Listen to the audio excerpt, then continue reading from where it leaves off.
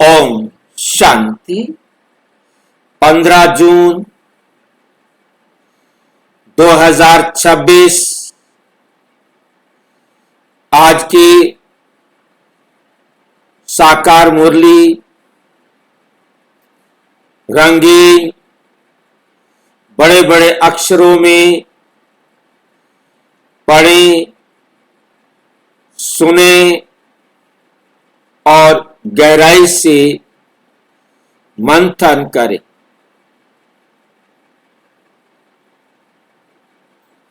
हम प्रतिदिन प्रातः 4 बजे, 6 बजे, शाम को 4 बजे, 8 बजे 4 बार मुरली मंथन करते हैं।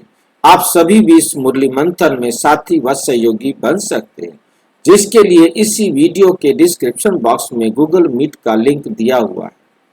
यदि आपको लिंक नहीं मिल रहा, दिया हुआ है, ये लिंक चारों टाइम रोजाना के लिए एक रहता है। यदि आपको लिंक नहीं मिल रहा तो आप सामने इसी वीडियो में जो आप देख रहे हैं उसमें नीचे चलती हुई लाइन में व्हाट्सएप नंबर देख रहे हैं, उस पर आप मैसेज करके लिंक मंगा सकते हैं, प्रश्न पूछ सकते हैं, सुझाव दे सकते हैं। और सबसे बेस्ट, उसके बाद आप देख रहे हैं www.brahmakumaris.bk शांति। इसकी स्पेलिंग को ध्यान से देखे, ब्रह्मा कुमारिस एस लगाना जरूरी है और बीके ओम शांति। कोई बीच में स्पेस नहीं देना, कोई अक्षर छोटा बड़ा नहीं करना, सारे छोटे ही लिखने हैं। .com आप ये किसी भी ब्राउजर में लिखेंगे, आप जैसे ही आप उसमें गूगल में कहीं भी लिखेंगे तो लिखने पर आपके सामने ये आपको इस प्रकार से दिखाई देगा, ब्रह्मा कुमारीज बीके ओम शांति हो। आप तुरंत इसे क्लिक करेंगे, टच करेंगे और आपके सामने वेबसाइट खुल जाएगी। वेबसाइट खुलते ही आप जैसे ही ऊपर देखेंगे, दो जो पहले वाले हैं वे दोनों क्या हैं, यूट्यूब चैनल। आप किसी भी यूट्यूब चैनल को क्लिक करेंगे तो आपके सामने खुल करके आ जाएगा और तुरंत जो है ना आप उसको सारी यूट्यूब पर जितनी भी वीडियोस हैं वो आप देखेंगे बनी हुई। तो आप उन सब वीडियोस में से जिसको भी देखना चाहें देख सकते हैं। आज की मुरली सुनना चाहते हैं तो आज की मुरली सुन सकते हैं, ऊपर दी हुई है। 15 तारीख की मुरली बिल्कुल ऊपर दी हुई है, आप उसे सुन सकते हैं। और उसके बाद आप हमारा जो ब्राह्मणों का सबसे प्रिय जो आधार है परमात्मा से मिलने का, वो है मुरली। परमात्मा से प्यार, परमात्मा की मुरली से प्यार। उसके बाद आपको मुरली मिलती है और मुरली जो है आप जिस भी भाषा में चाहें उस भाषा में आप इसे देख सकते हैं, बदल सकते हैं। अब ये हिंदी में है, आप चाहें तो इसे आप कोरियन लैंग्वेज में करना चाहें तो अब ये कोरियन लैंग्वेज में मुरली तैयार हो गई। कितना वंडरफुल पार्ट है। आप उसी टाइम देखते देखते आप जिस भी भाषा में चाहें उस भाषा में इसे ले सकते हैं, पढ़ सकते हैं, समझ सकते हैं। अपने बंगला, उर्दू जो मर्जी भाषा हो आपकी, आप उस भाषा में इसे कन्वर्ट कर सकते हैं और डाउनलोड भी कर सकते हैं, प्रिंट भी कर सकते हैं और यहाँ से ऑडियो से सुन भी सकते हैं, ऑडियो से सुन भी सकते हैं। और इसके बाद आपको मिलता है मुरली पर प्रश्न उत्तर। आपने मुरली पढ़ी है, सुनी है, समझी है, उसके बाद आपका टेस्ट होना चाहिए। आपको पता लगना चाहिए कि मैंने कितना ध्यान से मुरली को सुना है, पढ़ा है, समझा है। उसके छोटे छोटे 20 क्वेश्चन बनाए जाते हैं, जिन 20 प्रश्नों का उत्तर देने से आप अपने आप को एवेल्युएट कर सकते हैं कि मेरे पास कितना समझ में आया। ये हमने प्रश्न पत्र दो भाषाओं में बनाया है, इंग्लिश में भी और हिंदी में भी।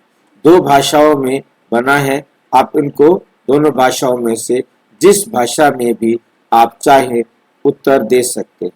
वही प्रश्न इंग्लिश में पूछा जा रहा है, हिंदी में भी पूछा जा रहा है, तो ड्यूअल पेपर है ये।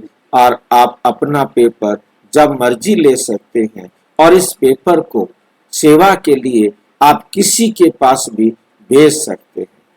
कितने भी लोग इसको भर सकते हैं। ये नहीं है कि जिनके पास ये खोलेंगे वो आएगा। आप उनके पास कॉपी लिंक भेज दें।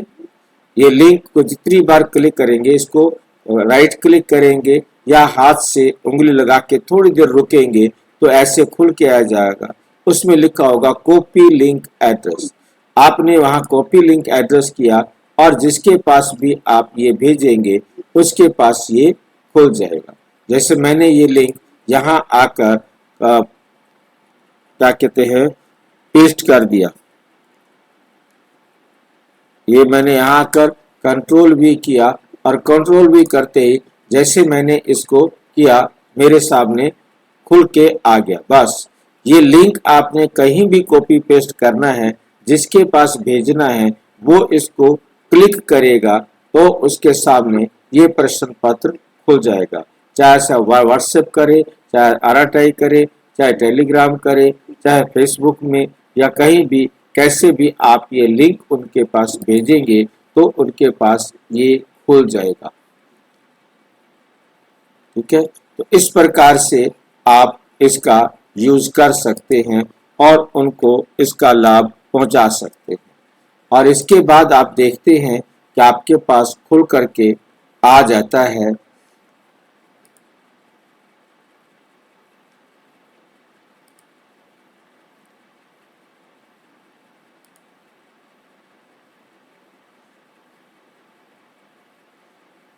या वेबसाइट देख रहे हैं और इसके अंदर फिर मुरली लाइव जुड़ने का नीचे दिया हुआ है। लाइव मुरली में जुड़ने के लिए आप इसे क्लिक करेंगे तो आप लाइव मुरली पर जुड़ जाएंगे। गूगल मीट का लिंक खुल गया है, रेडी टू ज्वाइन। अब इसे क्लिक करते जाइए और जुड़ते जाइए। आप जुड़ते जाएंगे, एकदम इजी, कोई भी ज़्यादा टाइम नहीं लगता, किसी प्रकार की कोई भी मुश्किल नहीं लगती।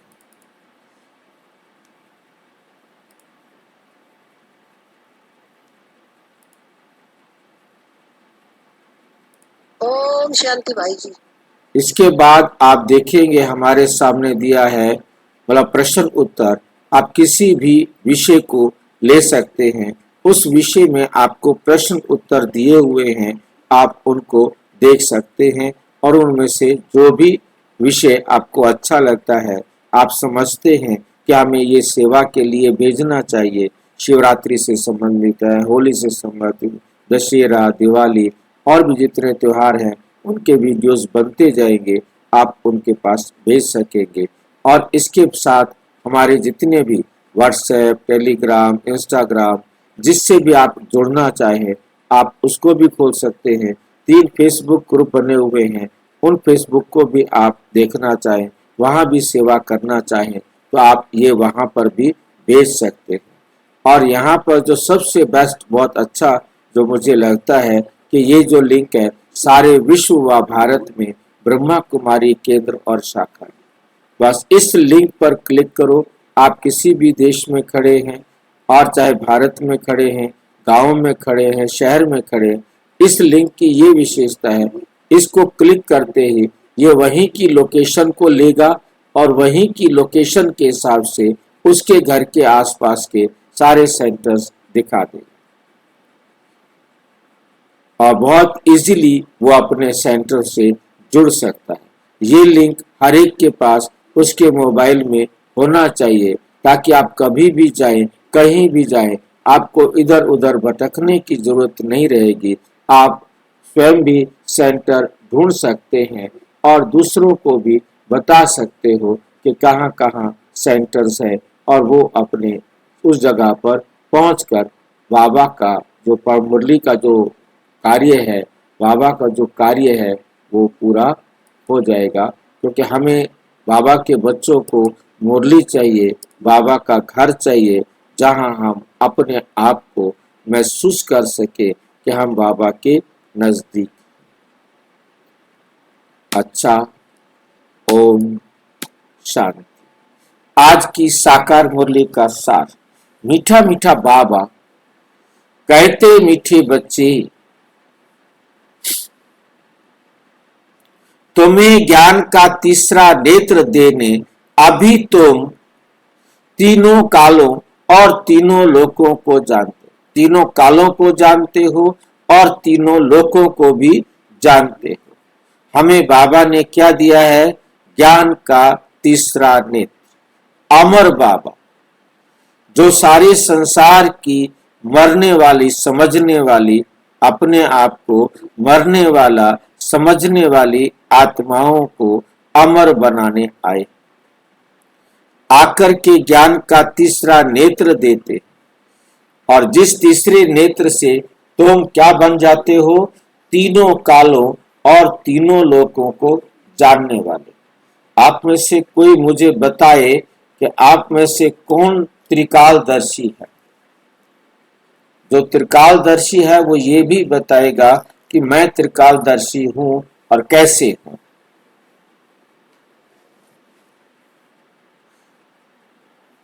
यदि कोई समय कहता है कि मैं त्रिकालदर्शी हूं, तो उसे ये बताना है कि मैं त्रिकालदर्शी कैसे हूं। मैं तीनों कालों को जानता हूं। वर्तमान में होकर के तीनों कालों के बारे में मतलब पुरुषार्थ करना त्रिकालदर्शी। वर्तमान में देखते हुए तीनों कालों के बारे में पुरुषार्थ करना।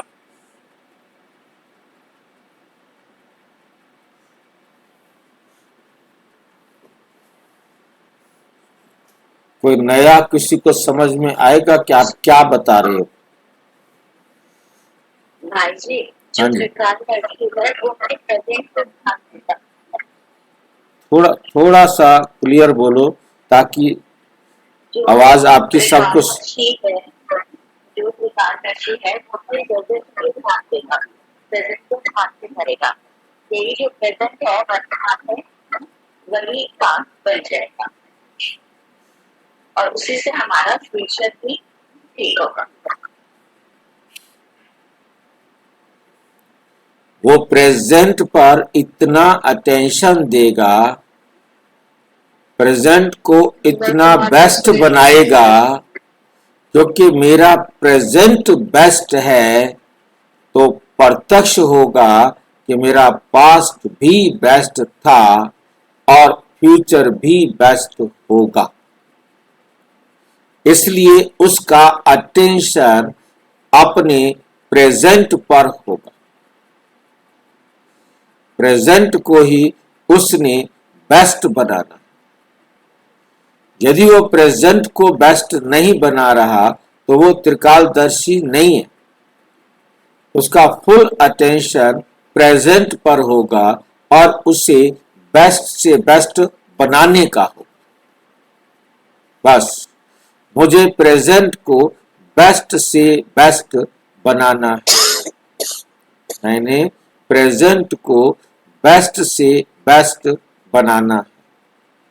क्योंकि मेरा प्रेजेंट बेस्ट है तो पास्ट भी बेस्ट था और फ्यूचर भी बेस्ट होगा। यदि मैं प्रेजेंट में रो रहा हूं तो मेरा पास्ट भी रोने वाला था, फ्यूचर भी रोने वाला होगा। इसलिए वो कभी प्रेजेंट में रोएगा नहीं।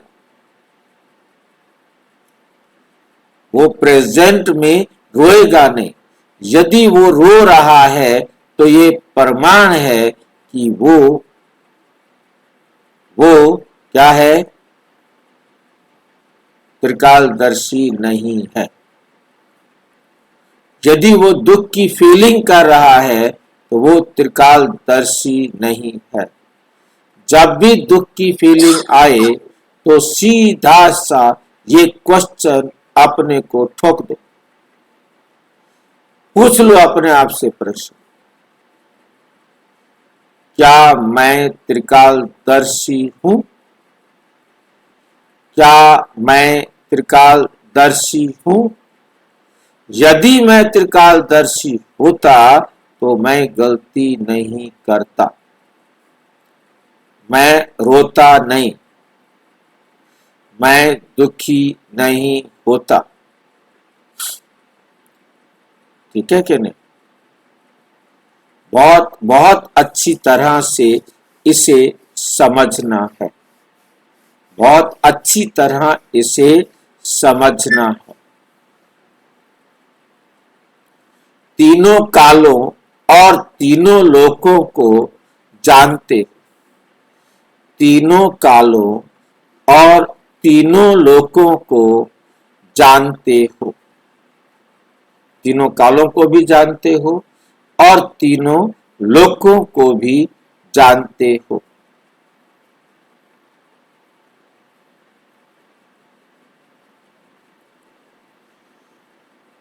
रूहानी बाप रूहों को, अच्छा, तीनों लोकों को हम कैसे जानते हैं? तीन त्रिकालदर्शी तो हम हो गए, तीनों लोकों को हम कैसे जानते हैं?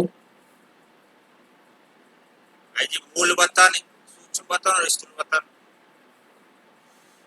मूल वतन, स्थूल वतन और सूक्ष्म वतन, जिसको हम पहले दिन कोर्स कराएंगे वो भी ये बात बता देगा। परंतु आप क्या जानते हो? हाँ जी,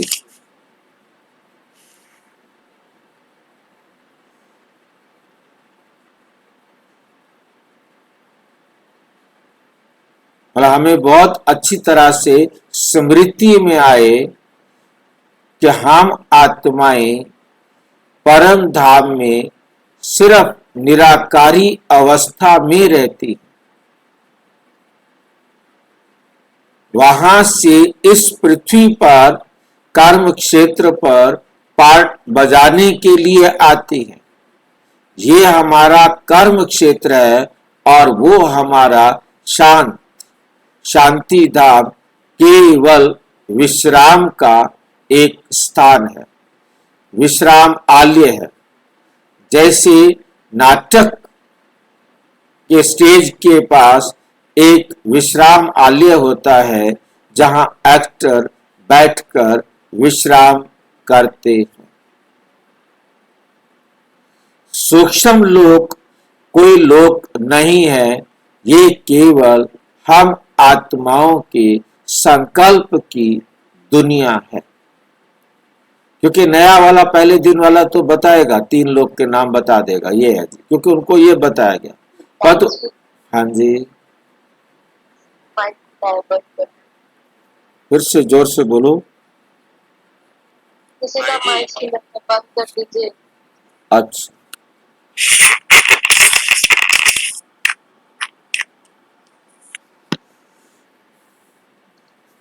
भाई जी ओम शांति। ओम शांति। रूहानी बाप रूहों को वर्षा किस आधार पर देते हैं? रूहानी बाप रूहों को वर्षा किस आधार पर देते हैं? भाई जी हाँ जी, में थोड़ा कम रह गया है। क्या कम रह गया? सूक्ष्म बतन ही कन्वर्ट होकर स्थूल बतन जो संकल्प है, हाँ जी, ये हमारा स्थूल बतन सूक्ष्म वतन ही हमारा स्थूल वतन बनते हैं, होता है या कन्वर्ट हो जाता है स्थूल में। जब हम आत्माओं को संकल्प जब आता है तो हम इस दुनिया में कर्म क्षेत्र में आते हैं और वो हमारे कर्म क्षेत्र पर आने में कोई समय नहीं लगता। हम केवल परम धाम से सीधा कर्म क्षेत्र पर शिफ्ट होते हैं। हम परम धाम से कोई भी आत्मा सूक्ष्म वतन होकर के नहीं आते हैं। बस ये जो हाँ तीनों जी, लोक हैं, तीन अवस्थाएं हो गई हमारी। मैं क्या कहा? तीनों लोक हमारी तीन अवस्थाएं हो गई। तीनों लोक हमारी तीन अवस्थाएं। परम धाम हमारी परम अवस्था है, और ये स्थूल वतन में हम ये स्थूल जीवन में कर्म क्षेत्र पर प्रैक्टिकल पार्ट बजा रहे हैं, परंतु सूक्ष्म अवस्था ये संकल्प की दुनिया है, जहां हम आत्माएं केवल संकल्प से लेन देन करते हैं। ये संकल्प की दुनिया अपने आप में अनेक प्रकार की में आएगा। अब यदि इसको सत्युगी अवस्था में हम जाएंगे तो हमारे संकल्प की वही चलेंगे जो करना है। वहां व्यर्थ संकल्प नहीं होगा, वहां जो कर्म करना वही संकल्प है। एट ए टाइम आप एक ही संकल्प में आप संकल्प आया तो आप एक्शन में आए, एक्शन में आ गया। भाई जी, ये संकल्प का चैप्टर आपने चला दिया अलग से। मतलब तीन लोग बताया नहीं, तीन लोक का मतलब है हम वहां से आए इस धरती पर पाठ बजाने, और संकल्प के लिए सिर्फ वो एक स्वप्न की दुनिया है, एक संकल्प की दुनिया है। तीन लोक में सिंपल सी बात है कि सूक्ष्म परम धाम में हमारा कोई संकल्प नहीं होता। संकल्प आता है तो हम इस कर्म क्षेत्र पर आ जाते हैं। इस कर्म क्षेत्र पर आकर के ही हम संकल्प की दुनिया रचते हैं। परम धाम में कोई संकल्प की दुनिया नहीं होती। सूक्ष्म वतन में हम डायरेक्ट जा नहीं सकते। वहां तो संकल्प सीधा वही था कि हमने सीधा शिफ्ट किया था, सीधा यहाँ। बीच में कोई हमारे लिए दुनिया नहीं थी। हमने संकल्प की दुनिया में सूक्ष्म वतन में नहीं जाते।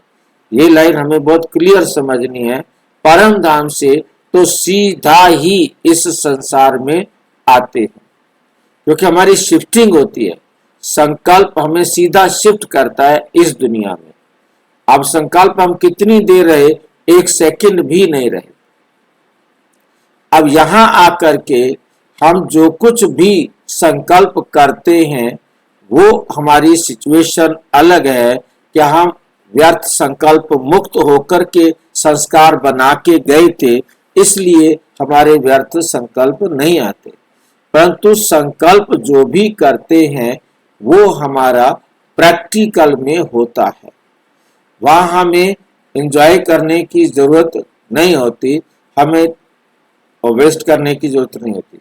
परंतु धीरे धीरे हम संकल्प की दुनिया में जाना शुरू करते हैं, शेख चिल्ली बनना शुरू करते हैं, और धीरे धीरे हमारे पॉजिटिव थॉट आते हैं और नेगेटिव थॉट आते हैं, और हम पॉजिटिव दुनिया की शक्तियों को अपने अंदर प्राप्त करते हैं, और नेगेटिव थॉट से नेगेटिव दुनिया की शक्तियों को प्राप्त करते हैं। तो इस प्रकार से जैसा हम सोचते हैं वो दुनिया आगे बनती है। वो एक संकल्प की दुनिया है, परंतु वो एक दुनिया वास्तव में कोई है नहीं। ये ध्यान रखना कि हमने बताना है कि वो संकल्प की कोई दुनिया नहीं है। वो सिर्फ हर एक के अपने संकल्प हैं। कैसे संकल्प हैं वो वैसे केवल देखता है, सुनता है, अनुभव करता है, उसका लाभ और नुकसान प्राप्त करता है। परंतु उसके विजनरी है, विजनरी बोलते हैं, विजनरी एक वर्ड होता है, मिशनरी क्या वर्ड होता है? हमारा जो है ना शेख चिल्ली से उसमें कन्वर्ट हो गया, तो आपने शेख चिल्ली वर्ड बीच में यूज कर दिया था, बस वही है। चलो, शेख चिल्ली वर्ड मतलब एक हिस्सा है, मतलब वो व्यर्थ विचार कर रहा है। कोई अच्छे विचार करके अच्छी ऊर्जा भी प्राप्त कर सकता है, और कुछ नेगेटिव विचार करके नकारात्मक ऊर्जा भी प्राप्त कर सकते हैं और व्यर्थ विचार करके व्यर्थ ऊर्जा भी प्राप्त कर सकते हैं अपने। फिल्म आया था माया एंट्री, यही से करती है ये और तो ये संकल्प की दुनिया का लंबा चैप्टर है। हमें 3 लोकों के बारे में जानकारी होना आज की नॉलेज के हिसाब से इस प्रकार से होगा। रूहानी बाप रूहों को वर्षा किस आधार पर देते हैं? रूहानी बाप रूहों को वर्षा किस आधार पर देते हैं? पढ़ाई के आधार पर। जो बच्चे अच्छी रीति पढ़ते हैं, देह अभिमान को छोड़ देही अभिमानी रहने का पुरुषार्थ करते हैं, उन्हें ही बाप का वर्षा मिलता है। लौकिक बाप सिर्फ बच्चों को वर्षा देते हैं, लेकिन पारलौकिक बाप का संबंध रूहों से है। इसलिए बाप आकर रूहों को वर्षा देते हैं। भोलानाथ से निराला और कोई नहीं, बिगड़ी को बनाने वाला और कोई नहीं। ओम शांति। रूहानी बच्चे रूहानी बाप से अमर कथा सुन रहे हैं। रूहानी बाप से अमर कथा सुन रहे हैं। इस मृत्यु लोक से अमर लोक में जाने के लिए निर्वाण धाम को अमर लोक कहा जाता है। निर्वाण धाम को अमर लोक कहा जाता है।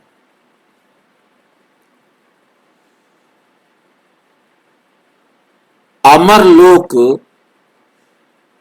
जहां तुम अकाले मृत्यु को पाते हो। अमर लोक कहाँ है? जहां तुम अकाले मृत्यु को पाते हो। इसलिए उनको अमर लोक कहा जाता है।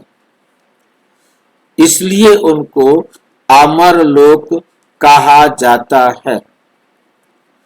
रूहानी बाप जिसको अमरनाथ कहा जाता है, जरूर अमर लोक में ले जाने के लिए, जरूर अमर लोक में ले जाने के लिए मृत्यु लोक में कथा सुनाएंगे।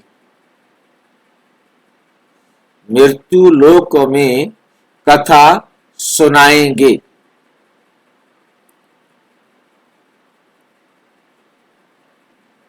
अमर कथा 3 कथाएं भारत में ही मशहूर है।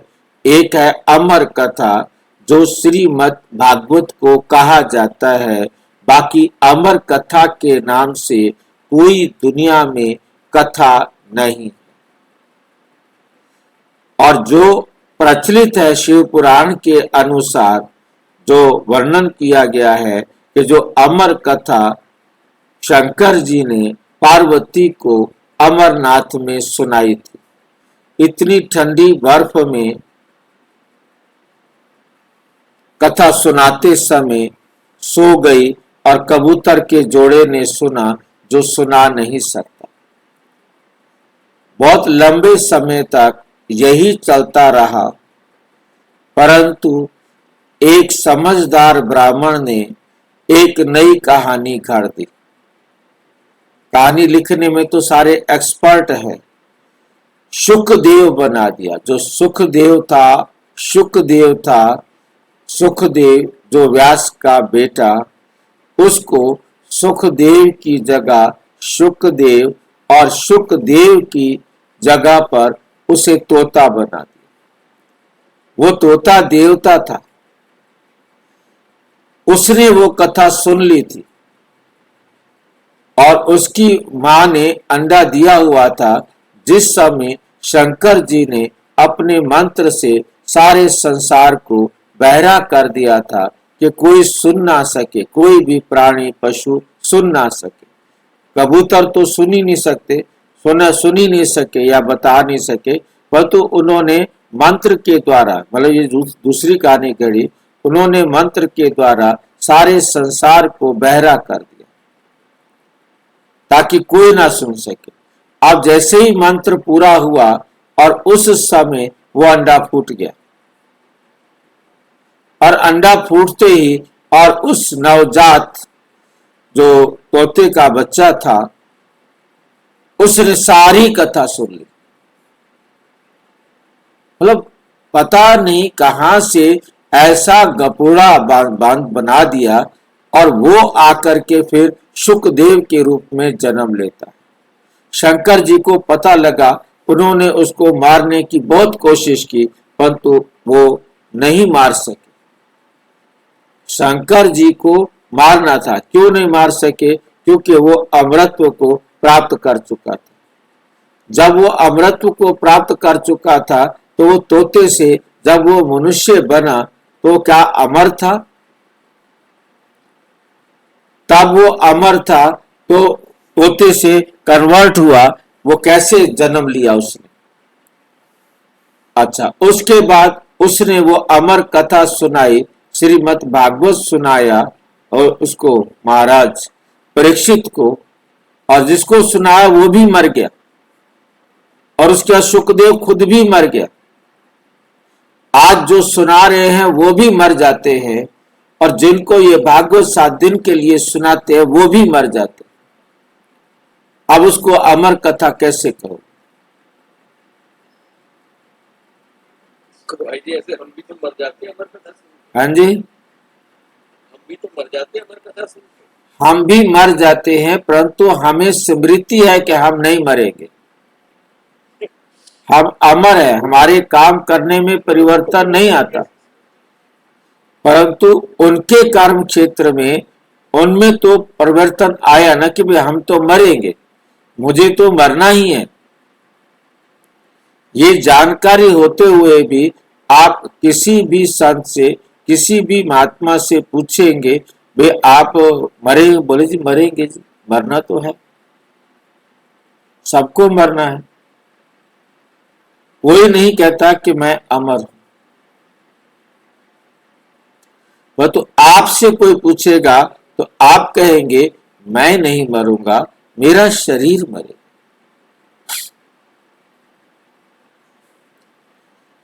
ये स्मृति भी तो होना बहुत जरूरी है। सत्यनारायण की कथा आज तक दुनिया में कहीं भी अवेलेबल नहीं है कि नर से नारायण कैसे बनता है, नारी से लक्ष्मी कैसे बनती है। ये बाबा ही आकर सुनाते हैं, परंतु वो तो कथा का महात्म सुनकर ही अपने आप को खुश करते रहते। तीसरी की कथा में तीसरे नेत्र की कथा या कैसे सृष्टि का परिवर्तन होता है उसको दिखाया गया है, परंतु कोई भी समझ नहीं पाता। ना समझने का कारण देह अभिमान है। आत्म अभिमानी हो तो जैसे हम समझ रहे हैं ऐसे वो भी समझ जाएगा, है नहीं? क्योंकि वो कोई बहन जब भाई को मारने लायक बन जाए तो समझ लो कि कलयुग की अति आ गई। जब भाई भी बहन को, बहन भी भाई को मारने वाली बन जाए, समझ लो कि घोर कलयुग आ चुका है। और उसके बाद, उसके दफन करने के बाद फरिश्ते का आना और उसे पुनर्जीवित करना और सुखमय जीवन देना, वो ये स्पष्ट करता है कि भगवान आते हैं, सारे संसार की रूहों को पुनः न्याय देते हैं, स्वर्णिम दुनिया का अधिकार उनको देते हैं, और फरिश्ता चला जाता है। ज्ञान का तीसरा नेत्र सिवाय ज्ञान सागर अमर बाबा के कोई दे ना सके, ये भी झूठी कथाएं सुनाते हैं। मीठे मीठे रूहानी बच्चे अब जान गए कि हमको अब ज्ञान का तीसरा नेत्र मिल रहा है, जिस तीसरे नेत्र से तीनों कालों, तीनों लोकों को तुम जान चुके हो। मूल वतन, सूक्ष्म वतन स्थूल वतन के आदि मध्य अंत को भी जान चुके हो। इसलिए बच्चे अपने को त्रिकालदर्शी भी समझते हैं। तुम मीठे मीठे बच्चों बिगर सृष्टि में कोई त्रिकालदर्शी नहीं होता। तीनों कालों अर्थात सृष्टि के आदि मध्य अंत को नहीं जानते। मूल वतन, सूक्ष्म वतन, स्थूल वतन को बहुत जानते, परंतु तीनों कालों के आदि मध्य अंत को कोई नहीं जानते। अब मीठे मीठे रूहानी बच्चे रूहानी बाप से सुन रहे, हम उनके बच्चे बने हैं। एक ही बार तुम रूहानी बच्चों को रूहानी बाप मिला है, रूहों को पढ़ाते हैं और सब देह अभिमानी होने के कारण कहते हैं मैं ये पढ़ाता हूं, मैं ये करता हूं। देह अभिमान आ जाता है।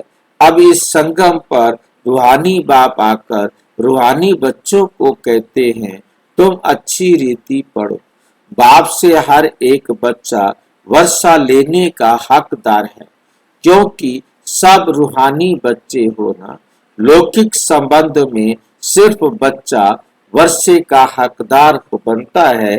इस पारलौकिक संबंध में सभी बच्चों रूहों को वर्षा मिलता है। अमरनाथ की भी कथा सुनाते हैं। कहते हैं पार्वती को पहाड़ी पर कंदराओं में जाकर कथा सुनाई। ये तो रॉन्ग है ना। अब तुम बच्चे जानते हो झूठ क्या है, सच क्या है। सच तो जरूर सच्चा बाप ही सुनाएंगे। बाप एक ही है तो एक बार सच सुनाए, सचखंड का मालिक बनाते हैं। तुम जानते हो इस झूठ खंड को आग लगनी है। ये जो कुछ देखते हो जो कुछ देखने मैं आता हूं, ये नहीं रहेगा। समय बाकी थोड़ा है। ये शिव बाबा का ज्ञान यज्ञ है। जैसे लौकिक संबंध में भी बाप यज्ञ रचते हैं, कोई रुद्र यज्ञ रचते हैं, कोई गीता यज्ञ और कोई रामायण यज्ञ रचते हैं। ये है शिव बाबा व रुद्र ज्ञान यज्ञ। ये अंतिम यज्ञ है। ये अंतिम यज्ञ है। तुम जानते हो हम अमरपुरी में अब जा रहे हैं। बाकी थोड़े मिनट का अब रास्ता है। कोई भी मनुष्य को ये पता नहीं है। वे तो कह देते हैं मृत्यु लोक से अमर लोक में जाने के लिए 40,000 वर्ष अभी पड़े हैं। अमर लोक सतयुग को कहा जाता है। तुम बच्चों को अभी बाबा सन्मुख बैठ अमर कथा, तीजरी की कथा, सत्यनारायण की कथा सुना रहे। भक्ति मार्ग में क्या क्या होता है वे तो देखा। भक्ति मार्ग का कितना विस्तार है।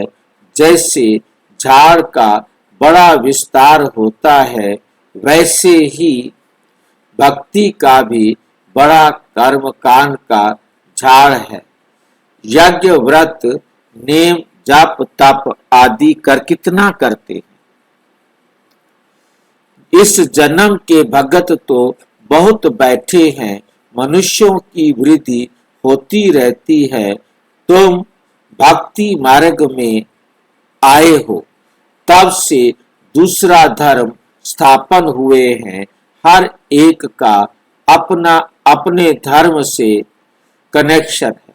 हर एक की रस्म रिवाज अलग है। भारत अमरपुरी था, भारत अब मृत्यु लोक है। तुम आदि सनातन देवी देवता धर्म वाले थे, परंतु अब पतित होने के कारण तुम अपने को देवता कहला नहीं सकते। ये तुमको भूल गया है कि हम सो देवता थे। जैसे कहते हैं क्राइस्ट ने हमारा धर्म स्थापन किया, क्राइस्ट ने हमारा धर्म स्थापन किया तो हमारे क्रिश्चियन चले आए। ऐसे नहीं कि यूरोपियन धर्म के हैं। वैसे तुम हिंदुस्तान में रहने वाले अथवा भारत में रहने वाले देवी देवता धर्म के हो, परंतु अपने आप को देवता कहलाते नहीं हो। अपने आप को देवी देवता धर्म के हो कहलाते नहीं, परंतु अपने को देवता क्यों नहीं कहला सकते? समझते हो हम तो पापी, नीच, कंगाल, विकारी हैं। भक्ति मार्ग में मनुष्य दुखी होते हैं। भक्ति मार्ग में मनुष्य दुखी होते हैं तो बाप को ही पुकारते हैं। ये सिर्फ तुम ब्राह्मण बच्चे ही जानते हो। जिस बाप को पुकारते आए हैं वे हमको बेहद का वर्षा देने के लिए अमर कथा सुना रहे हैं। हम अमरपुरी के मालिक बनने वाले हैं। अमरपुरी को स्वर्ग कहा जाता है। तुम कहेंगे हम स्वर्गवासी बनने के लिए पुरुषार्थ कर रहे हैं। कलयुग में मनुष्य मरते हैं तो कहते हैं स्वर्गवासी हुआ। अब उसने कोई स्वर्ग में जाने के लिए पुरुषार्थ थोड़े ही किया। तुम तो पुरुषार्थ कर रहे हो अमरपुरी वैकुंठ में जाने के लिए। पुरुषार्थ कराने वाला कौन? अमर बाबा, जिसको अमरनाथ भी कहा जाता है। इस यज्ञ को पाठशाला भी कहा जाता है। दूसरे कोई पाठशाला को यज्ञ नहीं कहा जाता। यज्ञ अलग रचे जाते हैं जिसमें वो ब्राह्मण लोग बैठ मंत्र पढ़ते हैं। बाप कहते हैं ये तुम्हारा कॉलेज भी है, यज्ञ भी है, दोनों इकट्ठे। तुम जानते हो इस यज्ञ से विनाश ज्वाला प्रज्वलित हुई है। इसमें सारी दुनिया स्वाहा हो जानी है, फिर नई दुनिया बननी है। इसका नाम ही है महाभारत लड़ाई। जैसे लड़ाई और कोई होती नहीं, इस जैसी लड़ाई पूरी दुनिया में और कोई होती नहीं। युद्ध में मूसलों से लड़ाई दिखाई। तुम्हारे साथ लड़ाई तो हुई है, तुम्हारे साथ लड़ाई तो है ही नहीं। इसको महाभारत क्यों कहते हैं? भारत में तो एक ही धर्म होता है। भारत में तो एक ही धर्म होता है ना। मौत तो बाहर है, यहाँ लड़ाई की तो बात ही नहीं है। तुम समझते हो, बाप समझाते हैं तुम्हारे लिए नई दुनिया चाहिए तो जरूर पुरानी दुनिया का विनाश होगा। तुम बच्चों की बुद्धि में विराट रूप का भी सारा ज्ञान है। ये भी समझते हो जो कल्प पहले आए थे वही आएंगे। देवता बनने के लिए बुद्धि का काम है। हम जितने ब्राह्मण बने हैं अब फिर देवता बनेंगे। प्रजापिता ब्रह्मा भी गाया हुआ है। परम पिता परम आत्मा ब्रह्मा द्वारा मनुष्य सृष्टि रचते हैं, इसलिए ब्रह्मा को प्रजापिता कहते हैं। परंतु कैसे कब रचते हैं, कैसे कब रचते हैं ये कोई नहीं जानते। क्या शुरू में मनुष्य नहीं है? जिनको रचते हैं बुलाते ही हैं पतित पावन आओ। तो जब मनुष्य पतित होते हैं तब तो बाप आते हैं। दुनिया को बदलना है, तुमको बाप नई दुनिया का लायक बनाते हैं। अभी सब तमो प्रधान पुरानी दुनिया में हो, फिर सतो प्रधान बनना है। बाप ने समझाया है हर एक मनुष्य मात्र को हर चीज को सतो रजो तमो में आना होता है। दुनिया नई से पुरानी जरूर होती है। कपड़ा भी नया पहनते हैं फिर पुराना होता है। तुमको ज्ञान मिला, सच्ची सत्य नारायण की कथा अभी तुम सुन रहे हो। गीता है सर्वशास्त्रमयी शिरोमणि।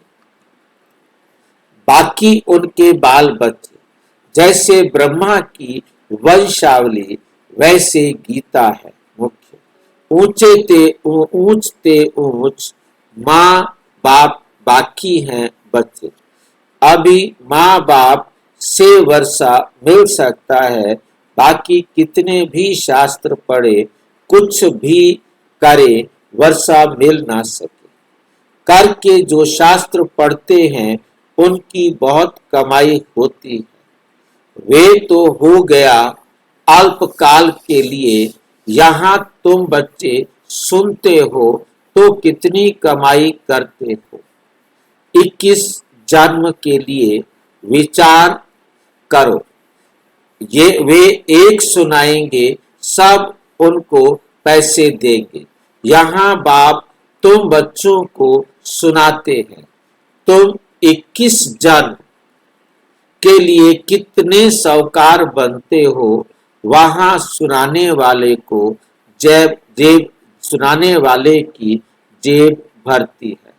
भक्ति आदि करना प्रवृत्ति मार्ग वालों का काम है। तुम हो प्रवृत्ति मार्ग वाले।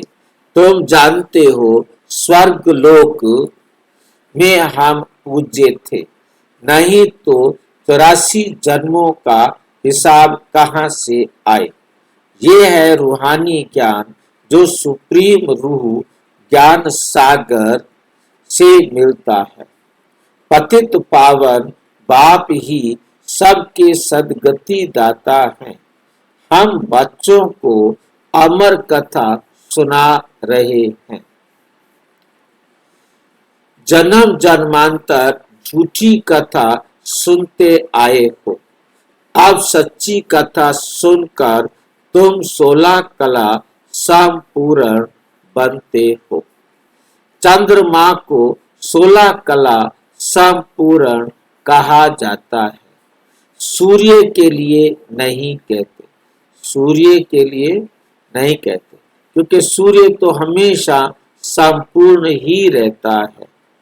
तो चंद्रमा की कलाएं होती हैं जो 0 कला से 16 कला तक पूर्णमासी तक वो पहुंचता है। अमावस से पूर्णमासी 16वां दिन बनता है। तुम जानते हो हम आत्माएं भविष्य में सर्व गुण संपन्न 16 कला संपूर्ण बनेंगे। फिर आधा कल्प के बाद उन्होंने खाद पड़ जाती है। अभी तुम समझते हो हम फिर से सर्वगुण संपन्न 16 कला संपन्न 100 देवता बन जाएंगे। हम आत्माएं पहले अपने घर जाएंगे, फिर हम शरीर धारण कर 100 देवता बनेंगे, फिर चंद्रवंशी घराने में आएंगे। 84 जन्मों का हिसाब किताब चाहिए। किस युग में, किस वर्ष में कितने जन्म हुए? बाप ने किस युग में, किस वर्ष में कितने जन्म हुए? बाप ने 84 जन्मों की सच्ची सच्ची कथा अब सुनाई है। तुम बच्चों को कहेंगे तुम भारतवासी 84 जन्म लेते, तुम भारतवासी 84 जन्म लेते हो। अपने को एक तो ब्राह्मण समझना पड़े। मम्मा बाबा कह देते हो ना, वर्षा शिव बाबा से लेते हो। ब्रह्मा बाबा द्वारा ब्रह्मा भी उनका हो गया, ब्रह्मा से वर्षा मिल ना सके, ये भी भाई हो गया। ये शरीरधारी है ना, तुम सब बच्चे वर्षा उनसे लेते हो, इन ब्रह्मा से नहीं। जिससे वर्षा नहीं पाना उनको याद नहीं करना है, एक शिव बाबा को ही याद करना है। उनको एक ही कहते हैं। तुम मात पिता हम बालक तेरे, तुमरी शरण में सुख घनेरे। तुम इनके पास आते हो तो बुद्धि में रहता है हम शिव बाबा के पास जाते हैं। याद शिव बाबा को ही करना है। आत्मा बिंदी है, उसमें 84 जन्मों का पाठ नूंदा हुआ है। आत्मा भ्रिकुटी के बीच में रहती है, उड़ती भी सेकंड में है। मैं आत्मा एक शरीर छोड़ दूसरा लेता हूँ, भ्रिकुटी के बीच जाए विराजमान होता हूँ। बुद्धि में समझ है, हमारी आत्मा ऐसी है। सतयुग से कोई ऐसी चीज देखने की आशा नहीं रहती। आत्मा को देख सकते हैं दिव्य दृष्टि से, कोई इन आंखों से देखने की बात नहीं। भक्ति मार्ग में ही साक्षात्कार करते हैं। जैसे राम कृष्ण का शिष्य विवेकानंद था, उसने बताया है, मैं सामने बैठा था तो उनकी आत्मा निकल मेरे में प्रवेश हो गई। ऐसे कोई होता नहीं। आत्मा कैसे एक शरीर छोड़ दूसरे में प्रवेश करती है, ये सब बातें तुम बच्चों को समझाई जाती है। अभी तुम समझते हो हम अमर लोक में जाने के लिए पुरुषार्थ कर रहे हैं। अमर लोक में हम जन्म लेंगे, वहां हम गर्भ महल में होंगे। यहाँ तो गर्भ जेल में बहुत त्राही त्राही करते हैं। अब अल्पकाल के लिए बाबा तुमको सब दुखों से, अल्पकाल के लिए बाबा तुमको सब दुखों से छुड़ाते हैं। तो कितना प्यार से ऐसे बाप को याद करना चाहिए। अच्छा, मीठे मीठे सिक्की लधे बच्चों प्रति माता पिता बाप दादा का याद प्यार और गुड मॉर्निंग रूहानी बाप की रूहानी बच्चों को नमस्ते। हम रूहानी बच्चों की रूहानी बाप दादा को नमस्ते नमस्ते नमस्ते। धारणा के लिए मुख्य सार। नंबर 1, स्वयं को रूह समझकर रूहानी बाप से पढ़कर पूरा वर्षा लेना है। सचखंड का मालिक बनने के लिए सच्ची कथा सुननी और सुनानी है। जिस बाप से बेहद का वर्षा मिलता है उसे ही याद करना है, किसी देहधारी को नहीं। इस पुरानी दुनिया को आग लगनी है, इसलिए इसे देखते भी नहीं देखना है। वरदान साइलेंस की शक्ति द्वारा अपने रजिस्टर को साफ करने वाले लोकप्रिय प्रभु प्रिय भव। जैसे साइंस ने ऐसी इन्वेंशन की है जो लिखा हुआ सब मिट जाए, मालूम भी ना पड़े, ऐसे आप साइलेंस की शक्ति से अपने रजिस्टर को रोज साफ करो तो प्रभु प्रिय या देवी लोकप्रिय बन जाएंगे। सच्चाई सफाई को सभी पसंद करते हैं, इसलिए एक दिन के लिए के किए हुए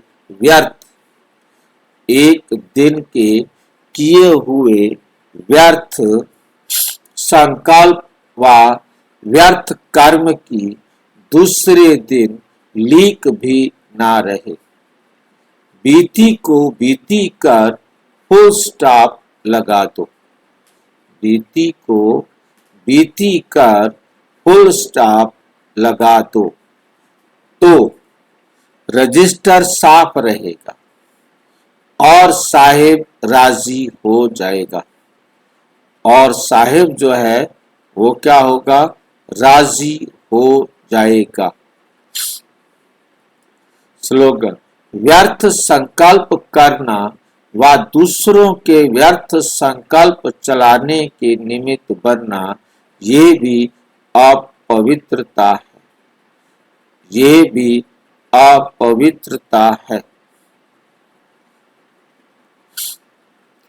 ये अव्यक्त इशारे सदा हर्षित रहने के लिए अपनी नेचर को सरल बनाओ, सहनशील बनो। अपनी नेचर को सरल बनाओ, सहनशील बनो। मन वाणी कर्म में सरलता और सहनशीलता ये दोनों आवश्यक हैं। अगर सरलता है, सहनशीलता नहीं तो श्रेष्ठ नहीं। सरलता के साथ सहनशीलता है तो शक्ति स्वरूप कहा जाता है। तो क्या कहा जाता है? शक्ति स्वरूप कहा जाता है। शक्तियों के चित्रों में सरलता और सहनशीलता दोनों ही गुण दिखाते हैं। अभी की रिजल्ट में कहाँ सहनशीलता अधिक है, कहाँ सरलता अधिक है। अब इन दोनों को समान बनाओ। अच्छा, ओम शांति। और विस्तार से जानने के लिए प्रजापिता ब्रह्मा कुमारी ईश्वरीय विश्वविद्यालय के किसी भी सेवा केंद्र पर संपर्क करें। और यदि कोई प्रश्न है तो 9213106986 पर केवल अराटाई टेलीग्राम करें। 9650692270 पर केवल व्हाट्सएप करें। फोन नहीं। ओम शांति।